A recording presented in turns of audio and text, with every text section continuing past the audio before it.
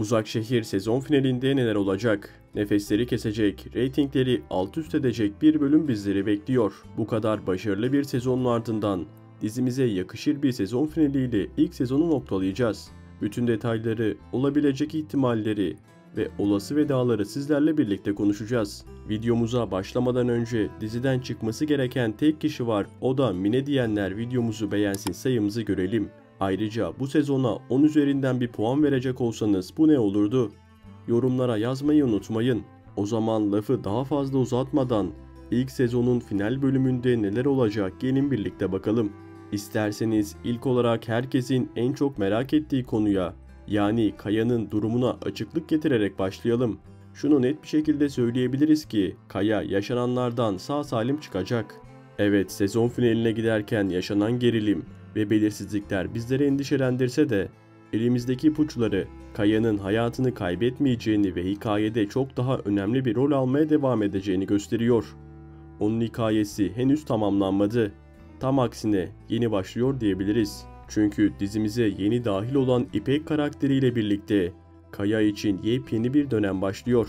Bu ikilinin arasında şimdilik duygusal bir yakınlıktan çok hesaplı bir birliktelik havası seziliyor olsa da zamanla bu ilişkinin bambaşka bir boyuta taşınması oldukça muhtemel. Özellikle sezon finalinde bu ilişkinin temelleri daha sağlam atılacak gibi görünüyor. Hatta bu bölümde Kaya ile İpek'in sürpriz bir şekilde evlenmeleri bile gündeme gelebilir. İlk etapta bu evliliğin altında karşılıklı bir inatlaşma ya da hesaplaşma yatıyor gibi görünse de zamanla araya duyguların girmesi hiç de uzak bir ihtimal değil.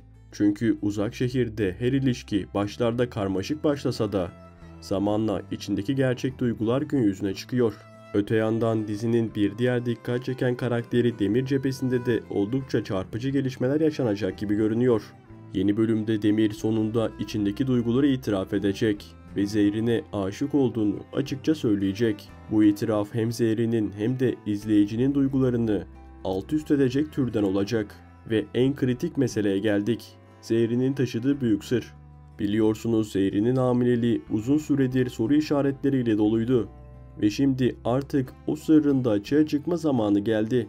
Zehrin büyük ihtimalle sezon finalinde Kaya'ya gerçeği, yani bebeğin babasının o olduğunu açıklayacak. Çünkü bu sırrın daha fazla saklanabileceğini düşünmek pek gerçekçi değil. Özellikle Demir'in aşk itirafıyla birlikte İşler iyice karışacak ve Zehrin sonunda gerçekleri açıklamak zorunda kalacak. Yeni bölümde Albor ailesi deyim yerindeyse tam anlamıyla karışacak. Sadakat meselesinin giderek içinden çıkılmaz bir hal alması, Alya'nın Midyat'tan gönderilmeye çalışılması, Ecmel'in öğrendiği büyük gerçekler derken işler çığırından çıkmaya çok yakın.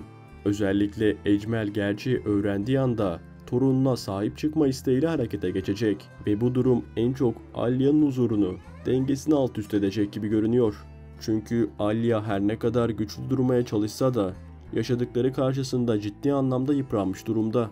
Sezon finaline yaklaşırken Alya'nın Midyat'tan ayrılma ihtimali gerçekten çok yüksek. Evet, bunların hepsi şu an için birer tahmin. Ama dizinin gidişatına, karakterlerin ruh haline ve yaşanan gelişmelere baktığımızda bu ihtimalin giderek güçlendiğini rahatlıkla söyleyebiliriz. Alya yaşadığı hayal kırıklıklarının ardından artık buradaki hayatın kendisine göre olmadığını düşünecek.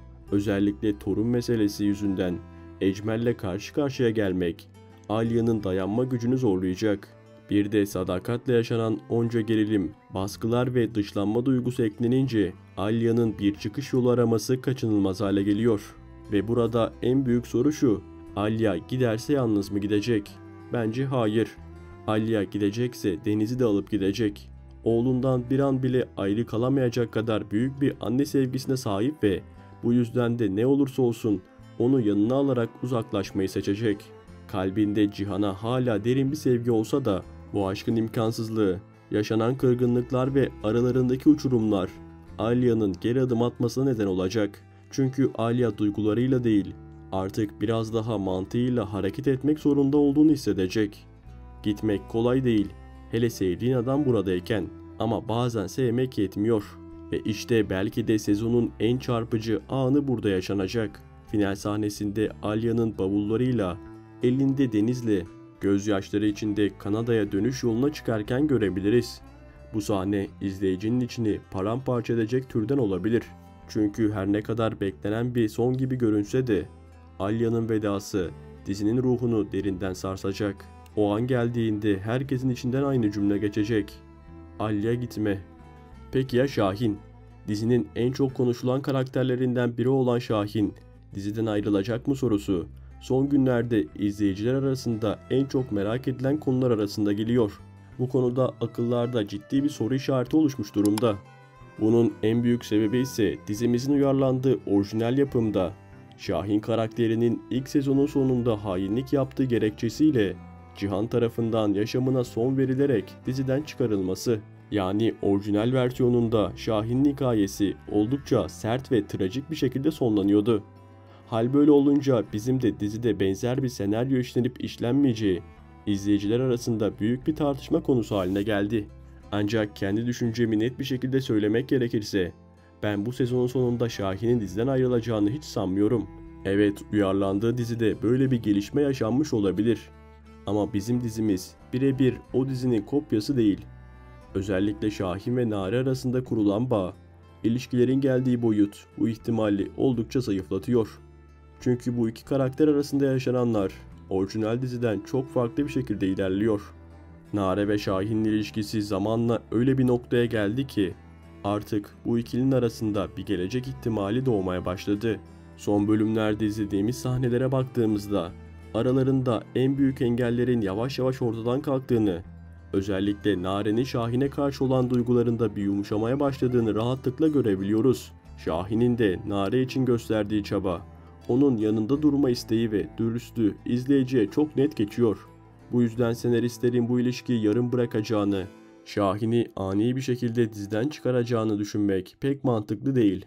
Evet, sezon finali belki de çok mutlu, toz pembe bir atmosferde geçmeyecek. Zaten final bölümlerinin doğasında biraz dram, biraz kaos, biraz da duygu vardır. Ama tüm bu yaşananların ardından yeni sezonda Nare ve Şahin için bambaşka bir hikaye başlayabilir. Hatta bence yeni sezon bu çift için adeta yeniden doğuş olacak. Cihan ve Alya aşkı aslında bu sezon boyunca içimizde hep acaba sorusuyla izlediğimiz ama tam anlamıyla bir araya geldiklerini göremediğimiz bir konuydu. Birçok sahnede göz göze geldiler. Kalpleri bir attı belki ama kader bir türlü onları yan yana bırakmadı. Araya giren olaylar, aile baskıları, geçmişin yükü ve elbette ki Alya'nın kırgınlıkları bu aşkı sezon boyunca gölgede bıraktı diyebiliriz. Aslında ikisi de birbirlerini derinden seviyor. Doğru zaman, doğru koşullar ve en önemlisi de özgürce hissedebilmek gerekiyor. İşte bu sezon o şartlar hiç oluşmadı. Ancak umut hala var. Çünkü her ne kadar bu sezonda onların büyük aşkını dolu dolu yaşarken görememiş olsak da yeni sezon için oldukça güçlü sinyaller var. Diğer yandan dizinin gidişatına baktığımızda da çok güçlü bir tablo karşımızda. Tabii ki her dizide olduğu gibi bundan sonrası için de önemli bir eşik bizleri bekliyor ve duygusal derinlik korunursa bu dizinin daha uzun yıllar ekranlarda kalabileceğine inanıyorum. Çünkü seyirci bir kere bağlandı. O bağ kolay kolay kopmaz. Cihan ve Alya gibi büyük bir aşkın hakkı verildiği sürece Uzak Şehrin etkisi daha da büyüyecektir.